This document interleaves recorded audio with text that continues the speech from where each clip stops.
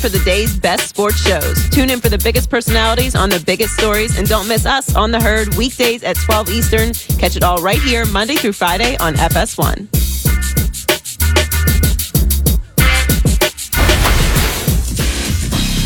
All right, Ric Bucher stops by. Crazy, crazy time.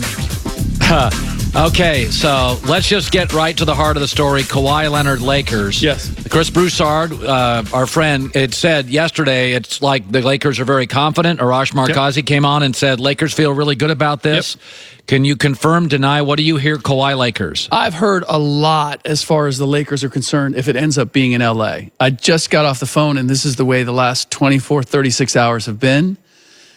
Someone saying that they thought that Toronto had a very good shot to sign him to a one-on-one and for him to stay with Toronto, take that 1 year, then it puts him in the category of a supermax for bigger money, and ultimately he has the opportunity to run it back in the Eastern Conference. If he stays in Toronto, they are the prohibitive favorites to win another championship. Let me ask you this, though. So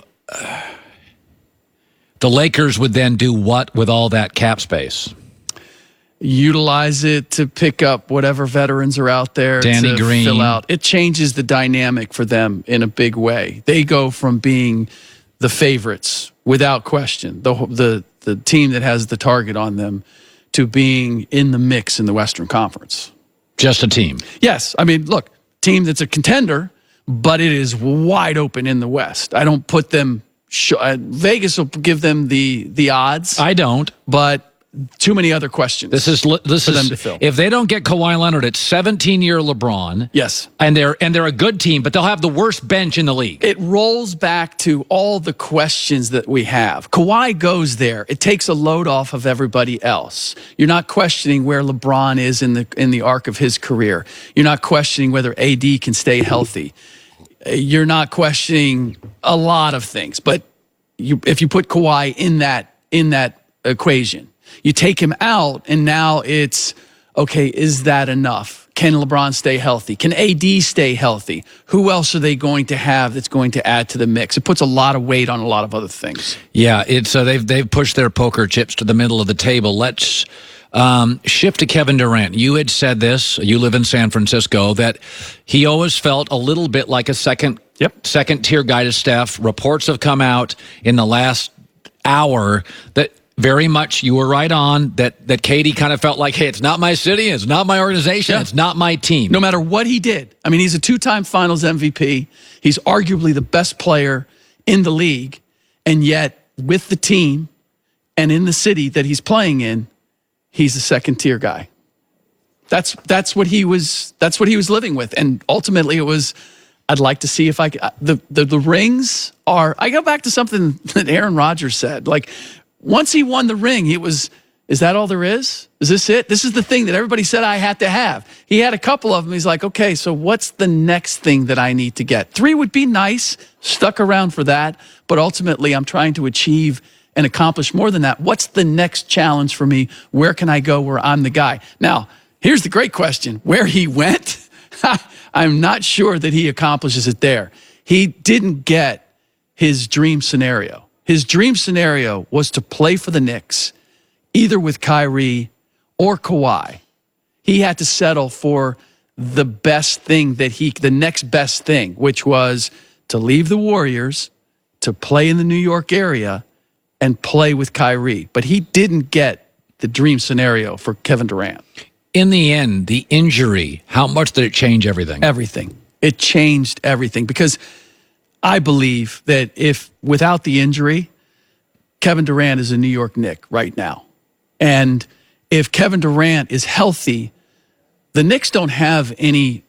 Kyrie Irving wasn't their first choice, but they don't have a problem signing Kyrie Irving along with Kevin Durant if Kevin Durant is available and playing this next season. Having Kyrie as the leader of their young team for a year and thinking, okay, what are we going to look like? Is this going to be another toxic spill like Boston?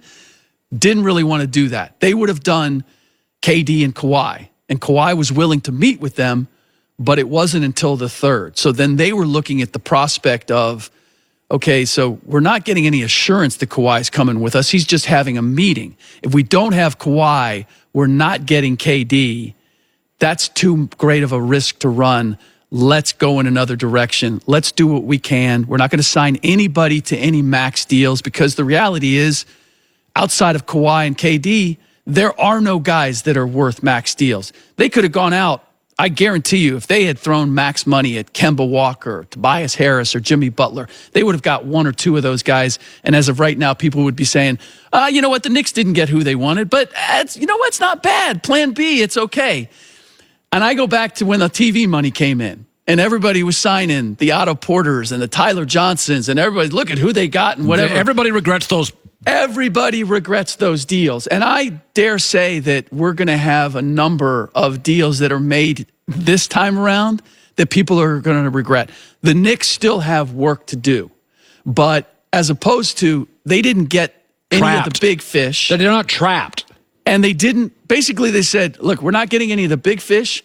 We're not going to sign a little fish and put a magnifying glass on him and pretend that they're a big fish. Julius Randle contract is 3 years, not prohibitive. And he's young. And he's a decent player. Yeah, no, he is an underrated player. What I see in signing guys like Taj Gibson and Julius Randle. Good guys. And I feel as if this is part of the development of Mitchell Robinson. Yeah. Mitchell Robinson is their Pascal Siakam. Yes. So it's let's get guys who are great pros, who work hard every day, who are going to maximize what Mitchell Robinson can be by playing against them on a daily basis in practice. That's what this is about. Okay, D'Angelo Russell to the Warriors. Feels like at the trading deadline, they're going to flip an all-star guard who, by the way, they're going to tell everybody how great he's been, what a good guy. And then as Clay's about 3 weeks out, they flip him for a legitimate big. It feels like a trade piece. Okay. I want to see that trade go down. I want to see who's going to take D'Angelo Russell for that money. That's the smell of desperation. Really? Oh, my goodness. He does not fit their DNA whatsoever. He's a younger Nick Young.